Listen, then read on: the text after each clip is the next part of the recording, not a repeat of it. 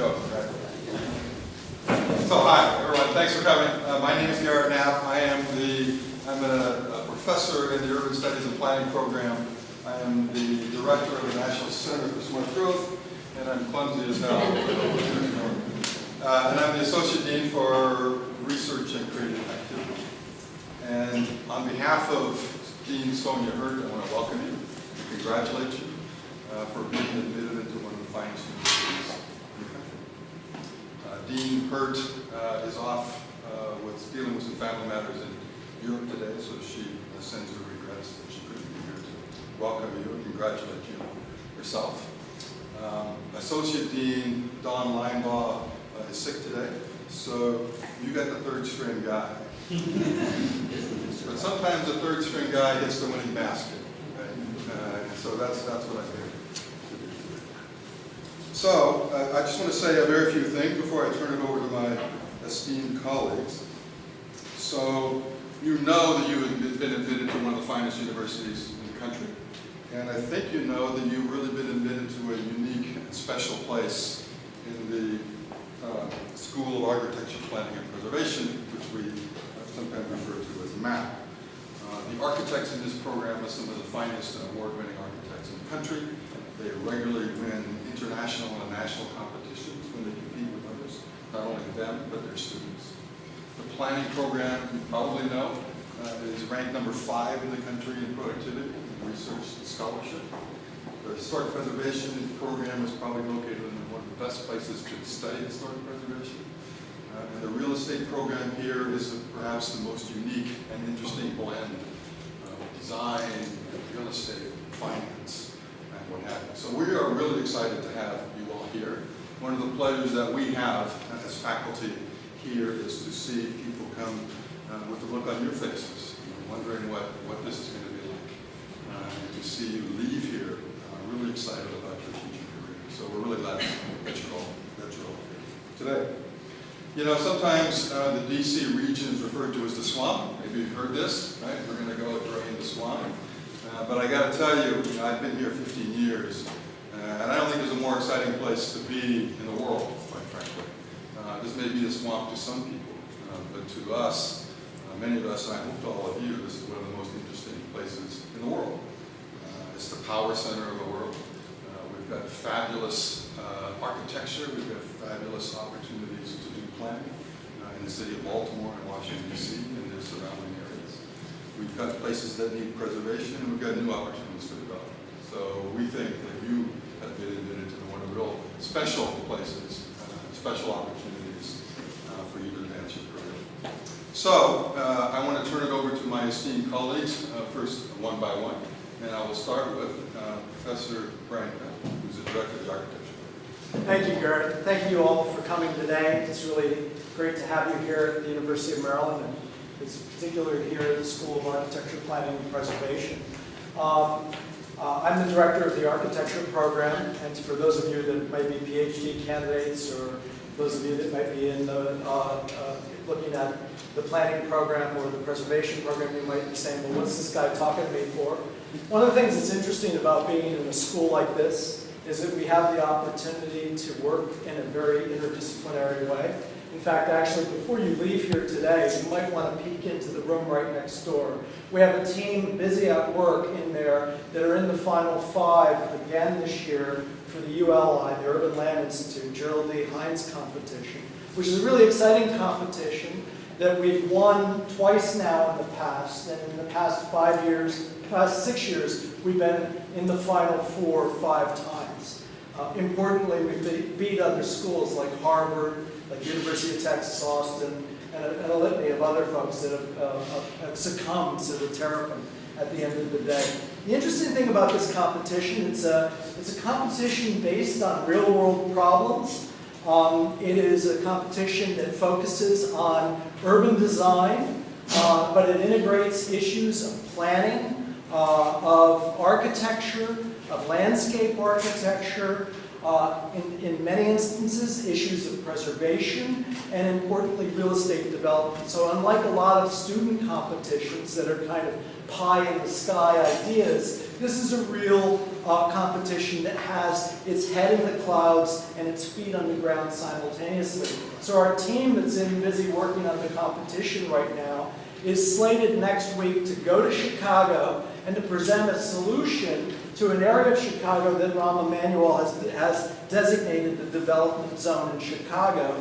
And their propositions will not only be urban in nature, but they'll be buildable and they'll be financeable. And we're really hoping to see them again as the winners in this competition. The interesting part is that the team is comprised of 5 team members. And of the 5 team members, there's 2 architects, a planner, a real estate developer. I believe this team also has a landscape architect working on it. So it's a very interesting combination, working collaboratively. And that's really important because none of us exist in a bubble all on our own in the outside world. All of our professions have to work together to make the world a better place. And we start doing that right here at the University of Maryland. Also, as you walk around the building today, when you get to the reception and you're standing in the great space, which is what we call that big covered courtyard that's out there, one of the things you'll discover at the reception, if you walk around the backside, you'll see some people busy at work on the 2017 Solar Decathlon. The Solar Decathlon is an event that takes place this coming October in Denver, Colorado. And in fact, what happens is teams from across the country will build actual solar houses. They'll ship them to Denver, and they'll actually reassemble them in Denver and test them and run them like an actual building. And what's really interesting about this is that in the past, in 2011, we won first place in the Solar Decathlon with Watershed. And 4 years before that, we won second place. I always say we won first place in the United States, second place overall because a German team came in and won first place that year with a heavily subsidized house that was built with a lot of Deutschmarks, or I guess with euros, I guess they would be today. Maybe they were still Deutschmarks, leftover Deutschmarks. From the German government. So we were the winners in the United States that year. That building, by the way, exists here on campus, on the northern end of campus, and it actually houses the American Institute of Architects chapter on campus. Why am I, again, talking to a group that's not only architects? Because one of the things that's great about our programs is that if you are an architect, you can take courses in planning and preservation and real estate development as electives to help you complete your degree. But also, if you're a planner or you're a real estate student, or if you're a student in preservation, you can take courses in architecture. It works back and forth. We have courses that you can participate in, that you can take as electives, that you can help yourself to broaden your experience so that you're ready to go out and be leaders in your professions. So I'd like to introduce my colleague, Casey Dawkins, I'm falling over words here, who is the director. He wears 2 hats. He's the director of the planning program and also the director of the PhD program. Casey. Great. So I do indeed wear the 2 hats. How many folks are here for planning or PhD? So good. Third of you, I guess. Welcome. I've actually had the pleasure of chatting with a few of you this morning. Disadvantage of going farther in the road is that everyone steals your thunder. So they said a lot of the things that I planned to say. So I'll see what kind of value added I can offer. So I'll start with the planning program at the master's level. So if you're here to study planning, I mean, I think it's safe to say that this is one of the most unique places to study planning, to get a graduate degree in planning and go on to be a professional planner. I mean, obviously the region itself is interesting, as Garrett mentioned, for a variety of reasons. Location, as the real estate developers say. This is it's the reason I came to this school, among many other reasons. And it's why I continue to be interested in studying, places both in DC and in Baltimore. And so I'm always drawn to places that are both challenges for planners and kind of unique opportunities. And so DC and Baltimore offer kind of both of those things. The planning faculty are changing quite a bit. We're actually mostly new faculty now. We recently hired a new faculty member last year. Ariel Bierbaum, who has started in January, and Marcus Hendricks is a new faculty that will be starting next year. I mean, I've only been here for 6 years, so I guess I'm sort of a new faculty too. But I've only been around the program for 1 year, so I'm still actually trying to figure out what the filing cabinets are and those kinds of things. And Ruth is helping me to find where most of those things are. But I'm still figuring it out, but I'm really excited to be doing this. And like I said, we're in a time of change, shaping kind of a new direction for the program. We've actually been around since '73. We're formerly located in Baltimore and then kind of moved to this campus in the late '80s. But we have a strong connection to Baltimore that we still kind of build on, and the projects that we're doing, both on the research side and in a kind of studio-based environment. I'm actually surprised that Garrett didn't plug his own center, because we have close relationships with the National Center for Smart Growth. It's really a unique research center among similar kind of centers around the country. And the Maryland state is unique for a variety of reasons, some of which led to the creation of the center. We have one of the strongest state planning laws in the nation. Well, strong, weak, depending on kind of who you talk to. But it is, in fact, designed to coordinate planning at the statewide level through coordination of infrastructure investments around what are called priority funding areas, which are places where the state wants to see growth happen. Kind of interest in that state planning legislation led to the impetus to create the National Center for Smart Growth, and the program has really benefited from that relationship. The center hires graduate students that are also students in the program. Research projects typically bring studio, practice and studio kind of exercises together. Increasingly getting into big data and its implications for smart cities. So there's that kind of combined symbiosis that's really, I think, differentiated our program from a lot of other, kind of similar programs both within this region and elsewhere.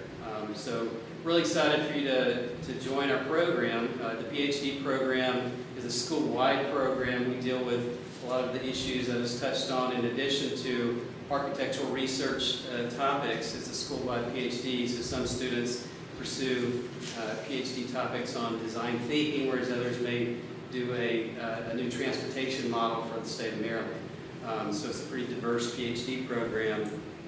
It has the advantage of being in a school its scale is small enough that we actually talk to each other, and we actually cooperate on classes, and all of our programs have dual degrees, which you're going to hear about this afternoon. So I'll be speaking to the group that's going to the planning session, or the master's program session later, and then Garrett's going to be talking to the PhD students. So I look forward to meeting you and chatting with you later. Welcome. Good afternoon, everyone. On behalf of the Godwin Institute of Real Estate Development, I welcome you all. I'm Tanya Bansal, Assistant Director for the Real Estate Development Program. I'm here to represent the Director, Margaret McFarland. The Master of Real Estate Program is a 33 to 42 credit program. We educate our students to develop on the quadruple bottom line, which is economic viability, social responsibility, environmental respect, and beautiful design. We highly focus on experiential learning, so that's why most of our faculty is adjunct faculty, and we invite a lot of guest speakers in the classes to keep the real estate live. We are 6th program in the industry, and we have a diverse student body in terms of gender, nationality, and ethnicity. And like Brian said, we do offer dual degrees with the architecture, with the historic preservation, with the business school, and I think with the planning, it's under development. And I'll be happy to answer any questions. I'll be talking to the students who are interested in the dual degrees with the real estate development program, and who are interested in the real estate development program. So welcome everyone. Congratulations again. Good afternoon, everyone, and welcome once again. I think I'll be the final one to say that, at least in this session, but hopefully you'll keep hearing it as you're here throughout the afternoon. My name is Kirsten Grace, and I am a postdoctoral researcher in the Historic Preservation Program, and I'm today representing Dawn Leinbach, who's out sick with strep throat. So I, again, would like to welcome everyone who's here, and in particular the historic preservation students. Like the other programs in the College of Architecture, Planning and Preservation, we have a very strong program in historic preservation as well. It's one of the top ranked programs in the country. We are coming up on our 30-year anniversary in 2018. We also, as any smart program worth its salt would do, take advantage of our location in the Washington, D.C. area. We make considerable use of adjunct faculty as well, who bring perspectives from the National Trust for Historic Preservation, from local agencies like the Maryland National Capital Parks and Planning Commission, the National Park Service. We have members from all of these bodies who serve on our faculty, and in addition to full-time faculty member Dawn Leinbach. So we do provide a range of kinds of perspectives and backgrounds and experiences that you'll experience as you go out into the field as historic preservationists. Given that diverse and extensive body of agencies and organizations is located in our area, we have a wonderful range of internship opportunities for our students, and our job placement rate is extremely high for our graduates, and they are in local governments, in state governments, state historic preservation commissions. They are at nationally ranked architecture and preservation restoration firms, a multitude of types of nonprofit and museums across the country. So we're very proud of the work that we do, and we're very excited to welcome preservation students and all of the students who will be joining the college in the fall. And I look forward to speaking more with those of you who are going to be joining the preservation program. So thank you and welcome. Okay, before I turn it over to Michael, I just want to say welcome and congratulations one more time. Also want to emphasize this day is for you. Right? This day is for you to get all your questions answered. Don't be shy. Shyness is not going to help you. The more information you have, we think, the more likely you're going to be to choose us as the place where you continue your studies. Because we think, the more that you know about us, the more you will like it, and the more comfortable you will be joining us in the fall. So with that, hi everyone, my name is Michael Brake. I'm the Director of Student Services for the school here. You've all probably received emails from me at some point throughout this entire process. Like all of them, you're not going to get sick of hearing it. Congratulations, welcome. This was a certainly competitive year, so you should be very, very proud of yourselves. We are so excited to have you here and teach you all we can about the University of Maryland. And I just want to echo that. This day is really for you. Get your questions answered. Some logistics, restrooms, women's room right outside this door, men's room right outside that door, very easy to find. This is room 1111. This is going to be your kind of home for the day, so a lot of the sessions are going to happen back here in this room. So always keep that in mind. I do just want to go through the schedule for the day so you kind of know what to expect and can plan accordingly. So right when I'm done talking, you will all split off into your program sessions. These program sessions are going to run for about an hour and a half, 2 to 3:30, and we'll lead you to each of the rooms. The only one that is not in this building, for the PhD students, you'll be following Dr. Knapp to the Prinker Fieldhouse to see the National Center for Smart Growth. So everything else is here in this floor, right here. We will walk you there. For those interested in dual degrees, feel free to split your time between both sessions. Again, they're an hour and a half long, so feel free to jump in between sessions, come and go as you please. These sessions will also include some presentations from current students, some alumni, the faculty, so lots of good questions can be asked then. At 3:30, you have an option. You get to pick what you do at 3:30. So from 3:30 to 4, there will be a dual degree information session back in here. So if you're interested in the dual degrees, you're having admitted to a dual degree, I strongly encourage you to come back. The directors will be back here for that event at 3:30 to discuss how the dual degrees function. For anyone not interested in a dual degree, you'll be with me over in the library, which is just down on the other end of the hall, to discuss everyone's favorite topic, research. Yay, so excited. And you'll be with that. We'll be going through some library resources, some research opportunities here on campus. And then at 4 o'clock is our student life and financial aid session. We will have myself and a representative from financial aid back here in this room to get all your questions answered. If you didn't get them during the program session, things about residency, scholarships, financial aid, living in this area, all of that good stuff can be answered then. And then at 4:45 to about 6, or whenever you want to leave, we have a lovely reception downstairs with some wine, with some beer, with some food. So there'll also be some current students and faculty there as well, so another really great opportunity to come and meet some other people. If you have any questions throughout the day, please ask one of the directors. Find a staff member. Staff members, raise your hand. You'll see a bunch of us throughout the building. Find any of us. I hope you have a wonderful, wonderful visit, and if we can help you out with anything, let us know.